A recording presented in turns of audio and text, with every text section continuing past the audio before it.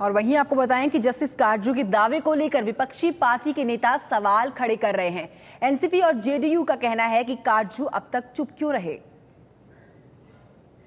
Justice Katju को इतने दिनों के बाद ये बात उठाने की मैं समझता आवश्यकता नहीं थी। जब वो जज थे, सुप्रीम कोर्ट के जज थे, मद्रास हाई कोर्ट के चीफ जस्टिस थे, उस समय इन बातों को उजागर किया होता तो शायद ये माना जाता कि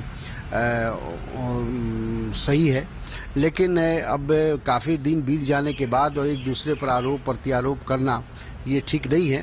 लेकिन मैं भी इस बात से सहमत हूँ कि जुडिशरी में पारदर्शिता होनी चाहिए, ट्रांसपेरेंसी होनी चाहिए और उसके अपॉइंटमेंट्स में जुडिशरी कमीशन की जो बात चल रही है, मैं समझता हूं कि वो भी उचित है और अब उस दिशा में ठोस कदम उठाने की आवश्यकता है।